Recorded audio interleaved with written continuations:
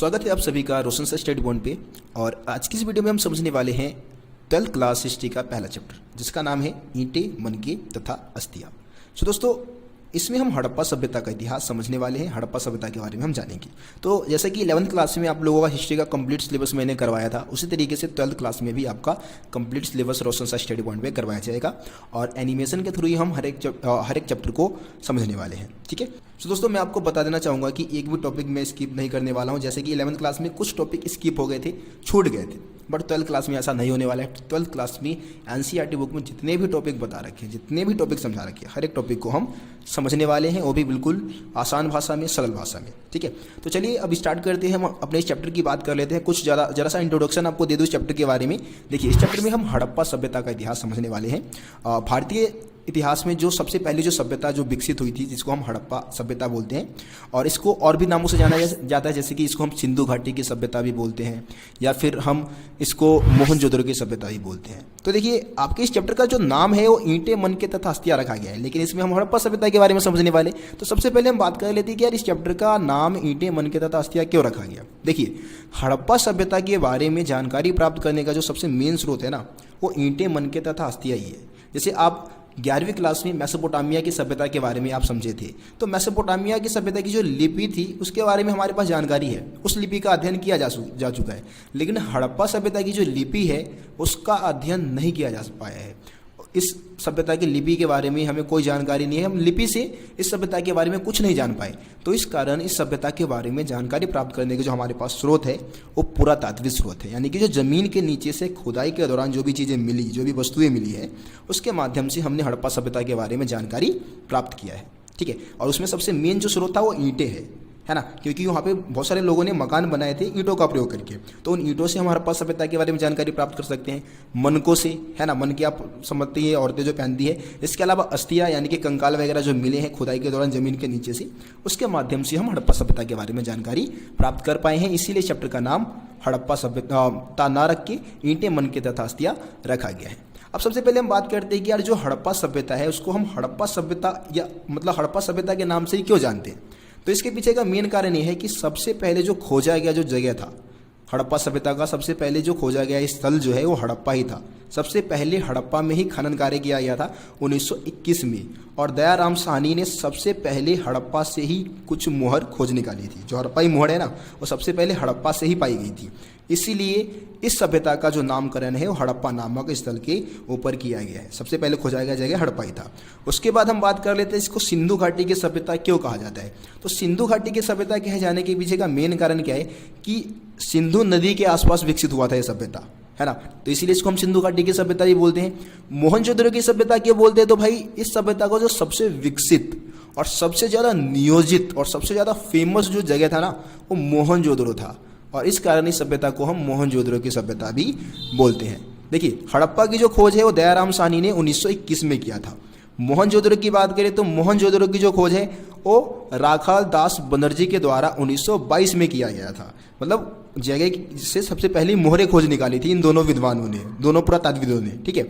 अब इस सभ्यता के बारे में जो पूरे विश्व को जानकारी दी गई थी वो 1924 में दी गई थी, और उस समय हमारे देश के जो पुरातात्विद सर्वेक्षण के जो डायरेक्टर जनरल थे वो जॉन मार्शल थे।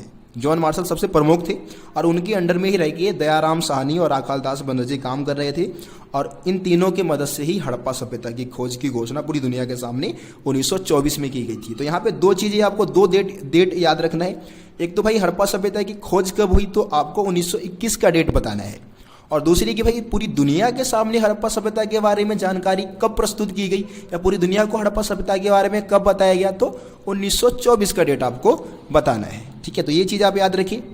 अब देखिए दोस्तों, हुआ क्या कि जब अंग्रेजों का आगमन भारत में हुआ ना, तो अंग्रेजों ने बोला कि यार भारत के लोग तो सभ्य है ही नहीं और ना कभी सभ्य थे। सभ्यता का मतलब क्या है, देखिए यहाँ पे सभ्यता का मतलब ये है कि यार लोग अच्छे कपड़े पहने, अच्छे मकान में रहे, अच्छी भाषा बोले, है ना, अच्छा खान पान हो उनका, वो सभ्य है। अंग्रेजों के लिए सभ्यता का मतलब यही था कि भाई अच्छे मकान में लोग रहे, है ना, इंग्लिश बोले या फिर अच्छी भाषा का प्रयोग करे, अच्छे कपड़े पहने, तो वो क्या है, सभ्य है। लेकिन अंग्रेजों को ऐसा लगता था कि भारतीय लोग कभी सभ्य थे ही नहीं, क्योंकि वो ज़्यादातर आदिवासी कबीलों में जाते थे और आदिवासी लोग पता ही है आपको कैसे किस तरीके से रहते थे, केले का पत्ता लपेट लिया और हुला लाला कर रहे हैं, इस तरीके से आदिवासी लोगों का जीवन था। और बहुत सारे आदिवासी कबीले हमारे देश में उस समय मौजूद थे जब अंग्रेजों का आगमन भारत में हुआ था। तो इस कारण उनका कहना यह था कि भारत के लोग इतिहास में कभी सभ्य नहीं थे। लेकिन जब हड़प्पा सभ्यता की खोज हुई 1921 में, तो अंग्रेजों की सोच पूरी तरीके से बदल गई। अंग्रेजों को विश्वास हो गया कि यार भारत के लोग भी आज से लगभग 5000 साल पहले, अगर डेट निकाले कि 2600 ईसा पूर्व पहले हड़प्पा सभ्यता का विकास हुआ था। हड़प्पा सभ्यता का समय काल क्या है? 2600 ईसा पूर्व से लेके 1900 ईसा पूर्व इस सभ्यता का समय काल माना जाता है। अगर आप 2600 ईसा पूर्व की बात करें कि 2600 ईसा पूर्व में हड़प्पा सभ्यता का विकास हुआ था, और अगर अभी से हम डेट निकालें कि भाई 2600 ईसा पूर्व आपका 2600 साल उधर का और 2022 इधर का, यानी कि लगभग 4622 साल पहले भारत में हड़प्पा सभ्यता का विकास हुआ था। ठीक है, तो इतने साल पहले ही हमारे पूर्वज जो थे वो विकसित हो चुके थे, अच्छे मकानों में रहते थे। और ऐसा माना जाता है कि मोहनजोदड़ो और हड़प्पा के जो नगर थे वो बिल्कुल नियोजित तरीके से बनाए गए थे। इस तरीके से बनाए गए थे जैसे कि अभी कि आमेर के जैसे शहर की आप बात करेंगे ना, तो आमेर का जैसे शहर भी फेल थे उन नगरों के सामने, इस तरीके से विकसित किए गए थे। खैर, इन सभी चीज़ों के बारे में अभी आगे हम बात करने वाले हैं। जैसे टॉपिक आएगा मोहनजोदड़ो के बारे में, तो वहाँ पे हम ये सारी चीज़ें समझेंगे। अभी हम बात कर लेते हैं कि यार हड़प्पा सभ्यता के बारे में हमारे पास जानकारी प्राप्त करने के स्रोत कौन कौन से हैं। देखिए, ऊपर तो मैंने 3 स्रोत आपको बता दिया, 3 ऐसे स्रोत जैसे कि ईंटें, मनके और अस्थियां, जिससे कि हमें हड़प्पा सभ्यता के बारे में जानकारी प्राप्त हो जाती है। इसके अलावा आभूषण है, बहुत सारी औजार है, मृदभांड है। मृदभांड मतलब होता है मिट्टी का बर्तन, ठीक है। और मोहरे आप समझते हैं, स्टैम्प, जो कि सेलखड़ी नामक पत्थर से हड़प्पाई मोहरा का निर्माण, मोहरे जो थी वो बनाई जाती थी और उसका प्रयोग ज़्यादातर व्यापार वगैरह करने के लिए होता था। ठीक है, तो ये ऐसे स्रोत है जिससे कि हम हड़प्पा सभ्यता के बारे में जानकारी प्राप्त कर सकते हैं। और मेन चीज़ आपको पता है कि भाई हड़प्पा सभ्यता की लिपि का अध्ययन अभी तक नहीं किया जा चुका है। ठीक है, अब लिपि का कुछ चित्र है, मैं आपको दिखाता हूँ। यहाँ पे आपको बताना है कि भाई इस चित्र को देख के आप क्या समझते हैं। ठीक है, आप कमेंट में जरूर बताएं कि भाई ये चित्र से आपको क्या समझ में आता है। वैसे भाई विद्वान इस लिपि का अर्थ अभी तक नहीं निकाल पाए हैं। अगर आप अर्थ निकाल देते हैं तो इतिहास के पन्नों पे आपका नाम मैं दर्ज करवा दूंगा। ठीक है, कमेंट में आप जरूर बताइए कि भाई इस चित्र से आप क्या समझते हैं। ठीक है, अब आगे बढ़ते हैं, अगले टॉपिक की हम बात कर लेते हैं। दोस्तों, अब हम बात करते हैं हड़प्पा सभ्यता का विभाजन। अगर आप अपने एनसीईआरटी बुक में सबसे पहला टॉपिक देखें जो है आरंभ, उसमें बताया गया है कि हड़प्पा सभ्यता को हम 2 भागों में बांट के अध्ययन करते हैं। एक तो पूर्ववर्ती हड़प्पा सभ्यता और एक विकसित हड़प्पा सभ्यता। ठीक है, जैसे कि मैंने आपको पहले ही बताया कि भाई हड़प्पा सभ्यता का जो समय काल है वो 2600 ईसा पूर्व से लेके 1900 ईसा पूर्व है ना।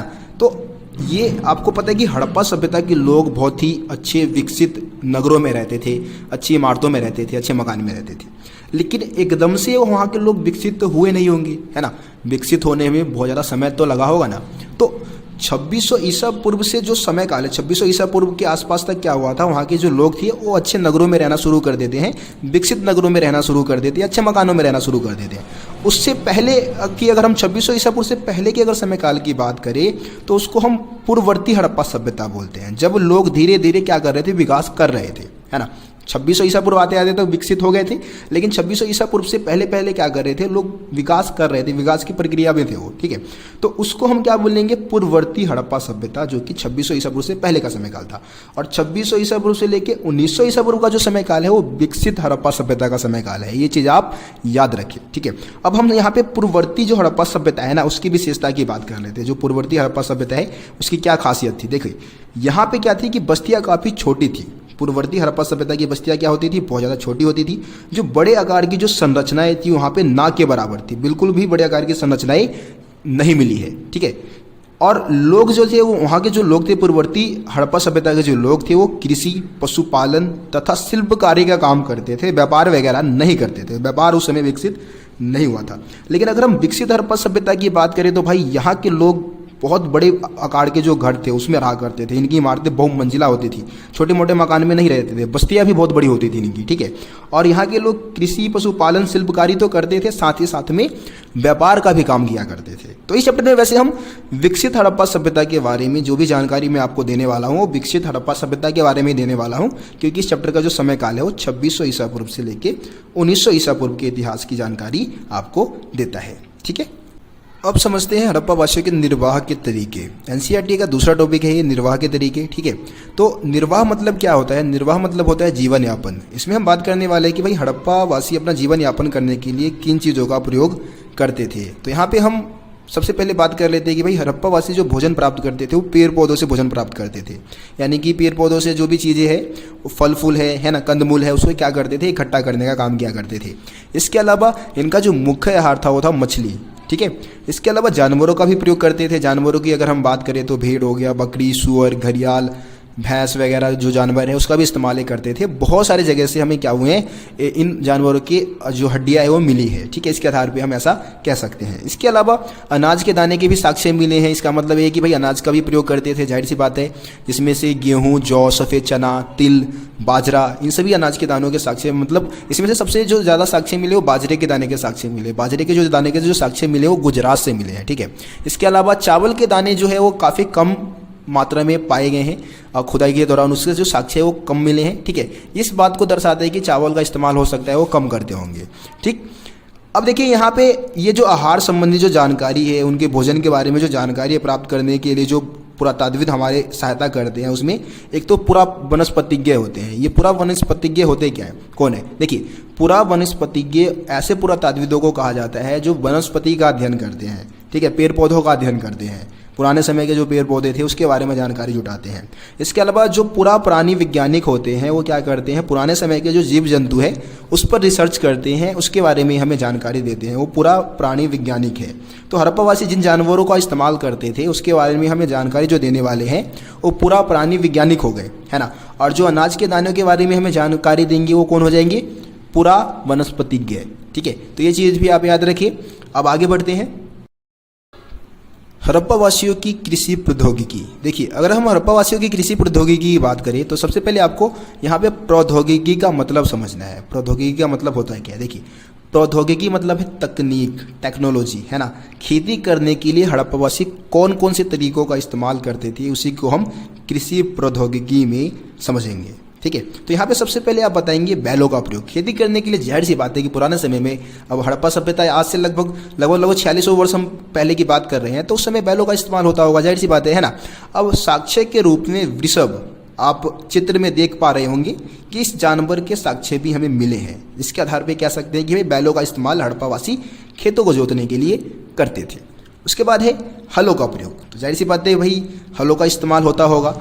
अब देखिए, अगर साक्ष्य की बात करें तो चोलिस्तान और बनावली जैसे जो जगह है, बनावली हरियाणा में है। ठीक है, यहाँ से क्या मिले हैं? मिट्टी के जो हल के प्रारूप है वो मिली है, मिट्टी के हल के साक्ष्य मिले हैं चोलिस्तान और बनावली से। अब कुछ बच्चे बोलेंगे कि यार मिट्टी के हलों का प्रयोग, क्या मिट्टी के हलों का प्रयोग करते होंगे हड़प्पावासी खेतों को जोतने के लिए? तो ऐसा नहीं है।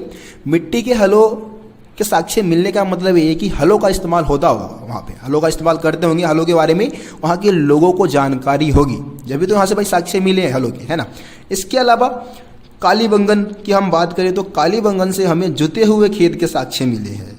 ठीक है, कालीबंगन इस समय राजस्थान की अगर हम बात करें तो राजस्थान में इसका लोकेशन है कालीबंगन का, और यहाँ से हमें जुते हुए खेत के साक्ष्य मिले हैं। तो ये साक्ष्य इस बात को दर्शाता है कि हलों का प्रयोग वहाँ पे खेतों को जोतने के लिए होता था। 2 पॉइंट हो गया। तीसरा पॉइंट आप बताएंगे औजारों का प्रयोग। बहुत सारे औजारों के साक्ष्य भी मिले हैं, और औजारों का प्रयोग क्या करते थे? ज़्यादातर हड़प्पावासी फसलों को काटने के लिए औजारों का प्रयोग करते थे। अब इन औजारों की अगर हम बात करें तो बहुत सारे औजार जो थे वो पत्थरों के बने हुए थे, कुछ धातुओं के भी बने हुए थे। आपको एक और चीज़ मैं बता दूं, हड़प्पावासियों को लोहे के बारे में कोई जानकारी नहीं थी। लोहे का जो साक्ष्य हड़प्पा सभ्यता में कहीं से भी हमें लोहे का साक्ष्य नहीं मिला है। ठीक है, तो कोई दूसरे धातु होंगे उससे उनके औजार बने रहे होंगे। ये चीज़ समझ गए आप। आखिर में हम बात कर लेते हैं सिंचाई के साधनों का प्रयोग होता था। सिंचाई मतलब आप समझते हैं ना, खेतों में पानी देना सिंचाई कहलाता है ना। अब सिंचाई में हम बता सकते हैं कि भाई हड़प्पावासी जो हड़प्पाई क्षेत्र थे ज़्यादातर गर्म और शुष्क क्षेत्र में स्थित थे, तो वहाँ पे सिंचाई के ना कृत्रिम साधनों का निर्माण करना बहुत जरूरी था। प्राकृतिक साधनों पर निर्भर रहने से काम नहीं चलने वाला था, तो इसीलिए कृत्रिम साधन यानी कि मानव निर्मित जो साधन है उसका निर्माण करना बहुत जरूरी था। इसके लिए हड़प्पावासियों ने कुओं, तालाबों, जलाशय, नहर वगैरह खुदवाया था। साक्ष्य की बात करें, साक्ष्य यानी कि सबूत जो हमें मिले हैं उसमें अफगानिस्तान का सोर्तुगाई एक जगह है जहाँ से हमें नहर के साक्ष्य मिले। बहुत ही इंपॉर्टेंट लोकेशन है भाई, बहुत ही ज़्यादा इंपॉर्टेंट। मैं जब बायोवा दिया था ना हिस्ट्री का, तब मेरे से ये क्वेश्चन पूछा गया था। तो अफगानिस्तान के सोर्तुगाई से नहर के साक्ष्य मिले हैं। इसके अलावा अगर हम धौलावीरा की बात करें तो धौलावीरा से हमें जलाशय के साक्ष्य मिले हैं। ठीक है, तो ये 2 साक्ष्य आप इस पॉइंट में बताएंगे। ठीक है, तो ये 4 पॉइंट आपको हड़प्पा वासियों की कृषि प्रौद्योगिकी में बताना है। आसान से अगर हेडिंग की बात करें, हेडिंग में आप इसको बताएंगे बैलों का प्रयोग करते थे खेती करने के लिए, हलों का प्रयोग होता था, औजारों का प्रयोग होता था और सिंचाई के बहुत सारे साधनों का निर्माण उन्होंने किया था। ठीक है, तो मैं उम्मीद करता हूं कि आज की इस वीडियो में आपको जितने भी टॉपिक समझाए गए हैं आपको आसानी से समझ में आ गया होगा। किसी भी टॉपिक में आपको कोई भी दिक्कत नहीं होगा। अगर दिक्कत है तो भाई एक बार दोबारा वीडियो को देख लो। ठीक है ना, बाद में फिर डाउट ना रह जाए कुछ भी यार। ठीक है, एक बार दोबारा देख लेंगे, क्या होगा, 15-20 मिनट आपका खर्च होगा, लेकिन आप समझ तो जाएंगे ना कम से कम टॉपिक को। यार वीडियो को शेयर भी कर देना यार, बहुत ज़्यादा मेहनत लगता है भाई वीडियो बनाने में यार, एनिमेशन में बहुत ज़्यादा समय लग जाता है। तो यार वीडियो को ज़्यादा से ज़्यादा शेयर करें, अपने दोस्तों के ग्रुप में, अपने दोस्तों को पर्सनल में शेयर कर दें। ठीक है, बाकी मिलते हैं फिर आप लोगों से अगली वीडियो में, तब तक के लिए जय हिंद, जय भारत।